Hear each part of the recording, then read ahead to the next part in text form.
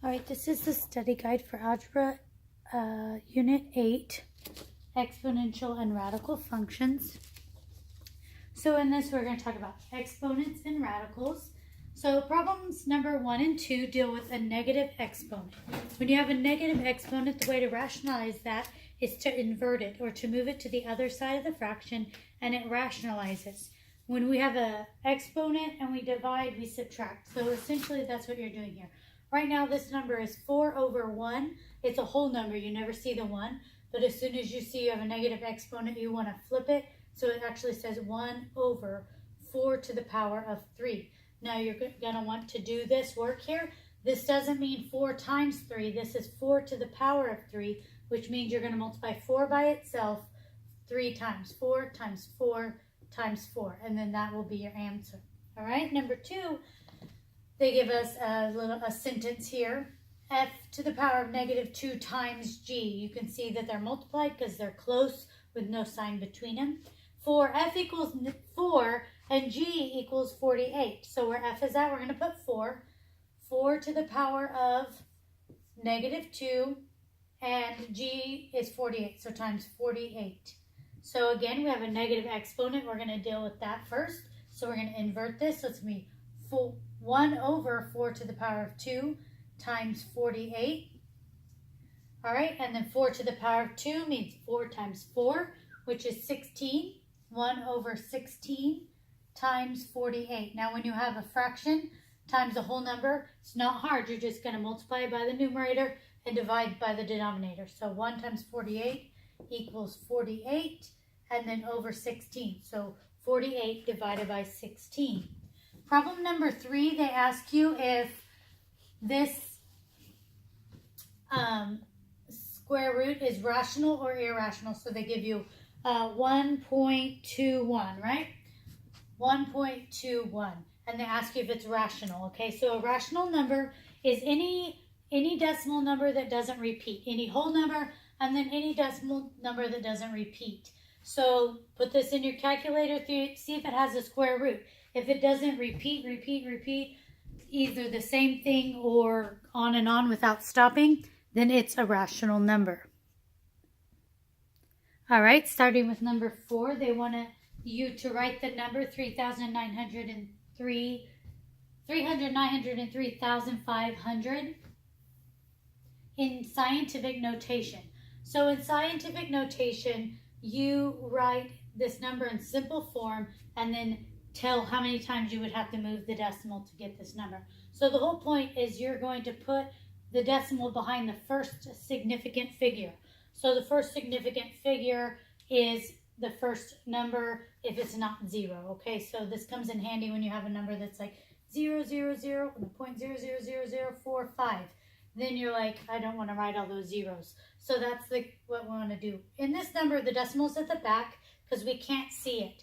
So we're going to move it up to behind 3. So we're going to move it 1, 2, 3, 4, 5 times. So to write this number in scientific notation, you'd write 3 and then you have to write all the significant figures.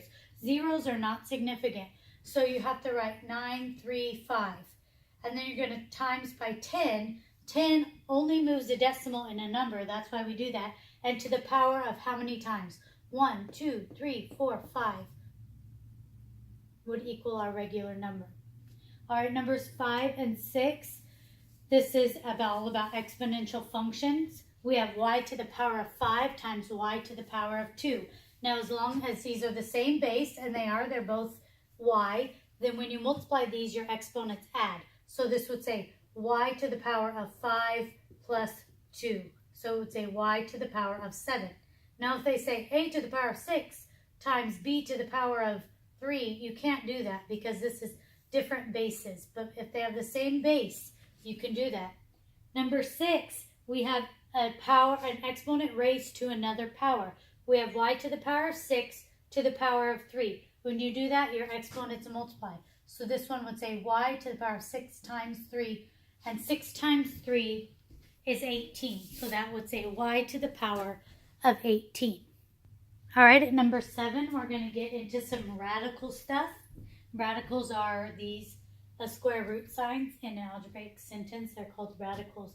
they're the opposite of a squared sign. So 4 squared equals 16, then the square root of 16 equals 4, all right? So they're just the opposite of an exponent, all right? If there's not a sign, if there's not a number here like this, a little number saying what root it is, then it's a square root, all right? So that means this number multiplied by itself twice, all right? So what's helpful to remember in these is our square root numbers. I'm going to write them over here on the side. Our square root numbers are, I'll write them up here, 1, 4, 9, 16, 25, 36, 49, 64, and 81. Those are some of them. It goes on and on. So 1 times 1 is 1, 2 times 2 is 4, 3 times 3 is 9, 4 times 4 is 16, 5 times 5 is 25, 6 times 6 is 36, 7 times 7 is 49, 8 times 8 is 64, and 9 times 9 is 81. So those numbers have a perfect square root. All right, so when you look at a problem like this, the first thing you're going to look is to make sure it doesn't have a perfect square root. 84 does not. See, it goes from 64 to 81. 9 times 9 is 81, then 10 times 10 is 100. So 84 is not mixed. So the next thing you're going to check is if this number has a factor that has a square root. Now, if you'll look at the answer choices they give you, you'll see that every option is 21. So that tells us 84 is divisible by 21 in something, and I'm going to guess it's 4. 4 times 21 would equal 84. So that tells us it does have a factor of 4. So we're going to separate this to, say, 21 times 4. Okay, because 4 has a perfect square root. So this is called rationalizing a radical. We're going to break it down to the smallest that we can. And then an exponent inside here. Every even number has a square root, but not odd numbers. So what you do when you have an odd number exponent, you're going to break this to its highest even number under it, which would be 2. So you're going to say, I'm going to switch this to x squared and 1x. So I still have 3, but I broke it into 2 and 1. All right, we have this negative 3 out here. Now I'm going to circle everything that's in here that has a square root. This has a square root, and this has a square root. So they're going to come out, and they have to multiply by this negative 3. So we're going to say negative 3, and the square root of 4 is 2, because 2 times 2 equals 4, and the square root of x squared is x. And so what I have left in here is just the 21 and the x. Now we just have to multiply these. Negative 3 times 2 is negative 6, x, square roots of 21x. All right? Next problem, number 8.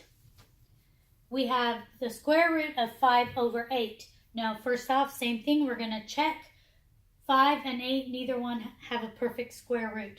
So what we have to do, we don't really care that much about having a square root in the numerator. But you cannot have a square root in the denominator. So first off, we'll write this like this. To solve this problem, we have to get rid of this square root in the denominator. You cannot have square roots in denominator. So we got to make it match our square root. The closest square root would be 16. So the easiest thing to do would be multiply this by square roots of 2. And if you multiply the bottom by square roots of 2, you have to multiply the top by square roots of 2. So when you do that, square roots of 5 times square roots of 2 is square roots of 10. And then square roots of 8 times square roots of 2 is square roots of 16. Now 16 has a perfect square root. The square root of 16 is 4. 4 times 4 equals 16. So we'd have square roots of 10 over 4. So you got to make this a perfect square root to rationalize it. Now check, 10 does not have a square root, perfect square root, and it does not have a factor because 1, 4, and 9, well, 1 is, but nothing to do with that. 4 and 9 are not factors of 10, which means they don't divide into 10 evenly. So that's as rational as we can get it.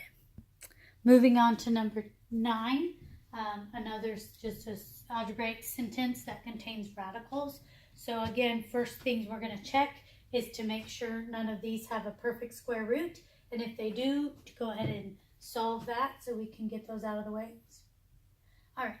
So first off, number 9, this says the square root of 9a squared plus 49b minus a plus square root of b. All right, so look here, 9a squared. So remember, anything that has an even exponent has a square root. So that is, and then 9. Yeah, right here, 9 is a perfect square root. The square root of 9 is 3. So automatically, the square root of 9 is 3. The square root of a squared is a. That's done. Next one, 49b. This b does not have a square root because it has an odd exponent. It's to the power of 1. So we can't do anything with that. It's going to have to stay there. But 49 does have a square root because 7 times 7 is 49. So that means the 7 is going to come out. 7 square roots of b. All right, then we have minus a plus square roots of b. We can't do anything with those. Now we're going to combine like terms. So now we have a 3a minus a. So that gives us 2a. And then we have 7 square roots of b plus 1 more square root of b. So that gives us altogether 8 square roots of b. Okay, so just combining like terms. Number 10, we're going to do the same thing. First problem, they have a square root of 12. 12 does not have a perfect square root. 1, 4, 9, 16, 25. But it does have a factor that has a square root because 12 is divisible by 4, right?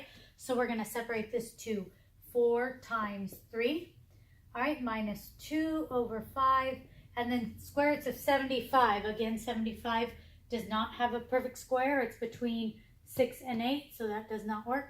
6 and 8 and 9, I'm sorry. But 75, if you have 3/4, you have 75 cents, right? So 25, 3. So 25 is a factor of 75. So we're going to separate this to 25 times 3. Now this has a square root, 4 has a square root, and 25 has a square root. So the square root of 4 is 2. That's going to come out. The 3 is going to stay in there. Minus 2 over 5. Square root of 25 is, oops, almost wrote 25. Square root of 25 is 5 square roots of 3. Now here we'll have to multiply these. This is a whole number times a fraction. So you multiply the numerator and divide by the denominator.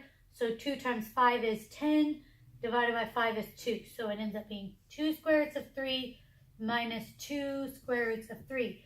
And then because they're like terms, we can combine them because they're both the square root of 3. So 2 square roots of 3 minus 2 square roots of 3 leaves us with nothing. All right, number 11, we're going to talk about multiplying radicals. So again, first thing, check all your square roots. Make sure you don't have any perfect squares. 2 is not a perfect square, and 18 is not a perfect square.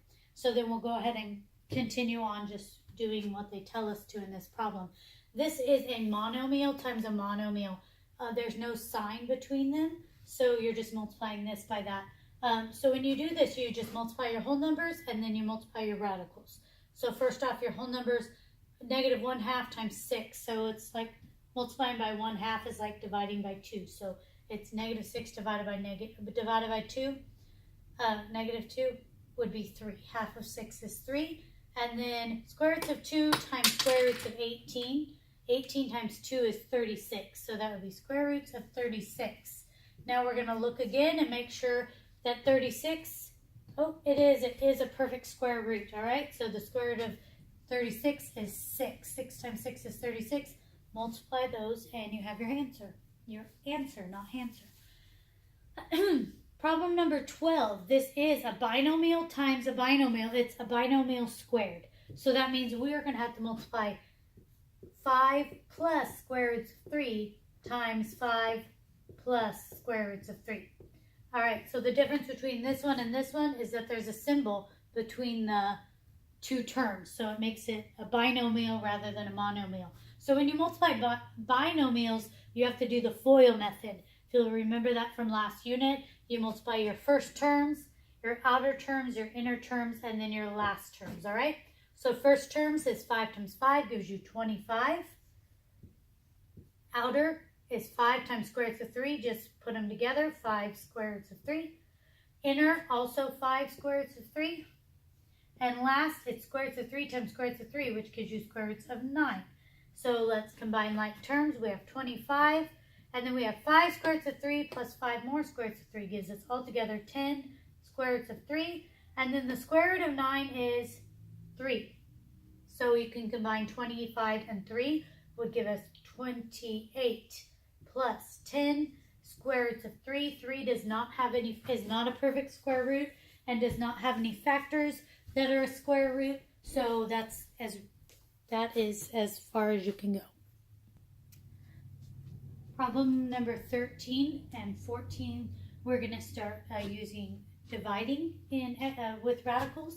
So something you'll notice here is that 8 and 6, 6 and 8, and 2 and 2. So what happens here is this monomial on bottom can cancel with both terms of your binomial on top. If that's possible, if this only could reduce with this, then you're no good. As long as it can reduce with both, you can do that, all right? So for this term, 8 and 2 would cancel to a 4. The 2 and the 6 would cancel to a 3. And the mn would cancel out. And then you can do the same thing here. 2 and 6 would cancel to a 3. The 2 and 8 would cancel to a 4. And the mn would cancel out, all right?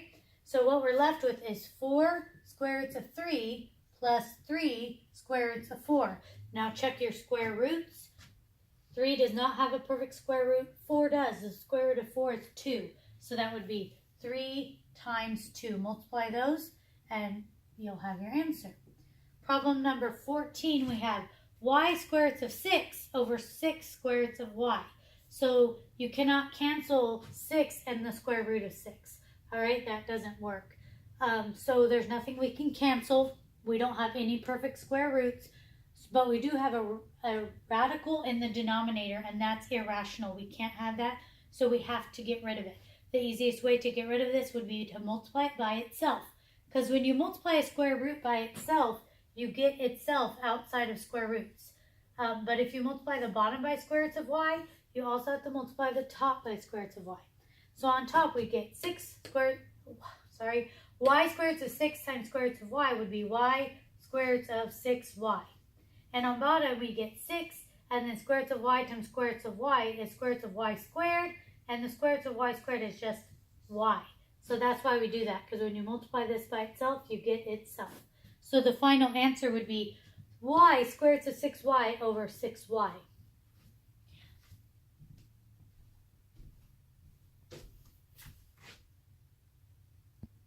I don't have the numbers written up there.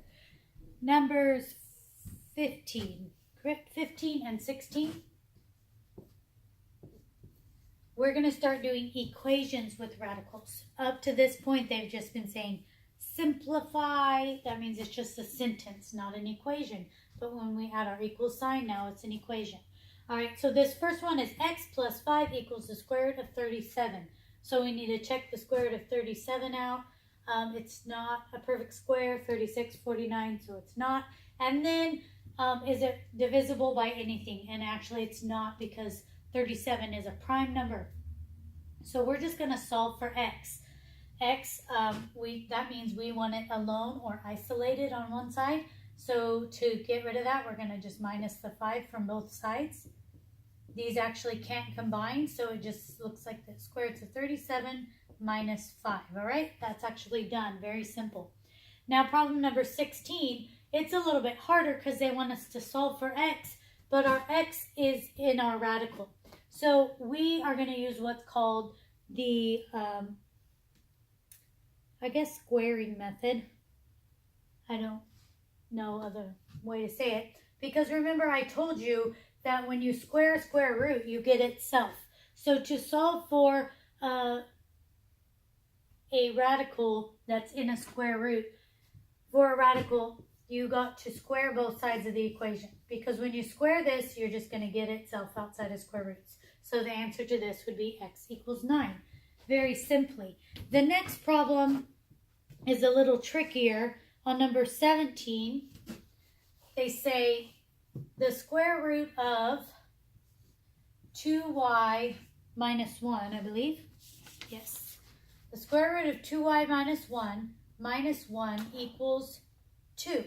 All right, so this one, we have a radical. They want us to solve for y. It's inside the radical, so we're going to move everything else besides this radical to the other side. So we have 2y minus 1 equals, and then add the 1, so it would be 3. All right, so we have this radical equals a constant, so we're going to use the same method we used on 16, square both sides, right? And when you square square root, no matter what, you get itself outside of square roots, just like that. And then the square root of 3 is, 3 squared is 9, and then all you have to do is solve for y. So you would add the 1 to both sides and then divide by 2, and that will give you your answer to problem number 17. All right, problem number 18, we're going to use the same method, but this one, they make it a little more difficult for us. Number 1, we want to move everything but the square root to the other side. So we have z squared plus 5, and we'll add this 2 to both sides, right? So what we have over here is z plus 2. Now, you can't combine those. So then when you go to square both sides, which is what we want to do to rationalize our radical, this side, great, it's just z squared plus 5. But on this side, it's not just a whole number, it's a binomial. So we actually have to do the FOIL method, because this would be z plus 2 squared. So we have to go z plus 2 times z plus 2. So we'll have to use FOIL method. Z times z is z squared. Outer is 2 times z is 2z. Inner is 2z again. And last is 2 times 2, which is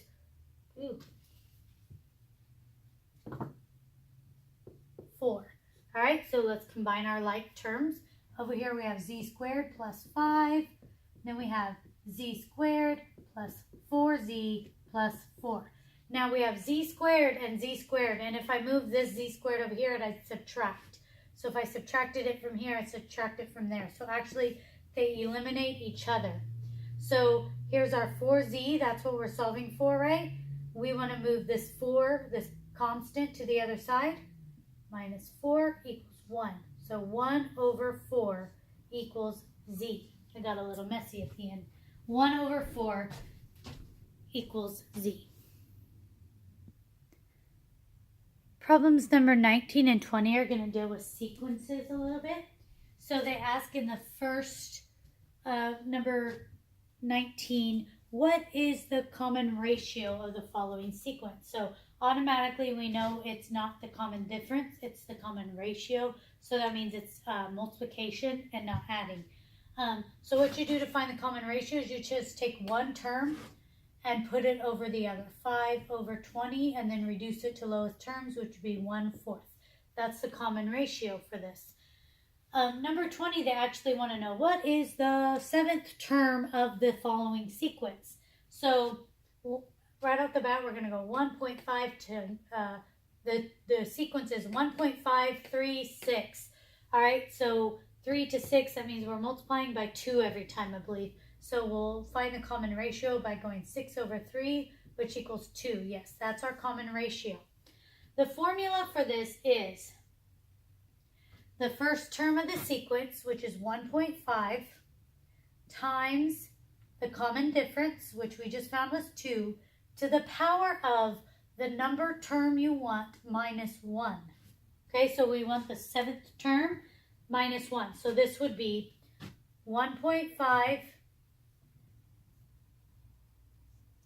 times 2 to the power of 6. So the first thing you're going to do is 2 to the power of 6. So you're going to multiply 2 by itself 6 times, and then multiply by 1.5. And that will give you your answer. All right, and problem number 21 and 22, they just give us a couple more radical problems for fun. All right, so problem 25, what in the world? Number 21, they have the square root of 3y over the square root of y. So because they're both square roots, anything common in them can be canceled. They cancel out, all you're left with is square roots of 3. And problem number 22, they have the square root of 8 plus the square root of 50. Now, 8 and 50 are neither one perfect squares, but they both do have factors that are perfect square roots. So 8 is 4 and 2, so we'll separate that, the square root of 4, which has a perfect square.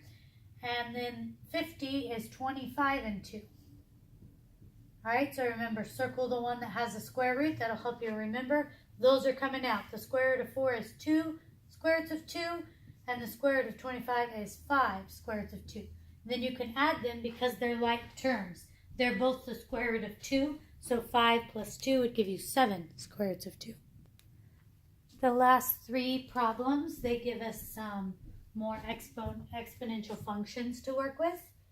In problem number 23, they say x to the power of 0 plus y to the power of 0. Solve this for x equals 6 and y equals 9. But no matter what numbers they give you, anything to the power of 0, any number to the power of 0 equals 1. So this would just say 1 plus 1 equals 2. The end. Problem number 24, we have parentheses x cubed times y to the power of 2. So remember, when there's parentheses with an exponent outside, everything in it is to that power. So this would say, and then if you have an exponent raised to another power, they multiply. All right? So you have x to the power of 3 times 2 and 2 to the power of 1 times 2, which is just 1. So it's x to the power of 6, y to the power of 2. And then problem number 25, it's just a monomial times a monomial. So you remember, when you multiply, your exponents add. So number 1, multiply your whole numbers. You have 4 and -1, which gives you a -4. And then you have a to the power of 2 and a to the power of 1. So that would be 2 plus 1. B to the power of 1 plus 3. And c to the power of 2 plus 2. So then add your exponents. -4, a to the power of 3, b to the power of 4, c to the power of 4. And that would be your final answer. All right, do your very best. It would not hurt for you to write down your square root numbers as soon as you get to your test, just to help you remember, because they'll come in handy if you have them memorized.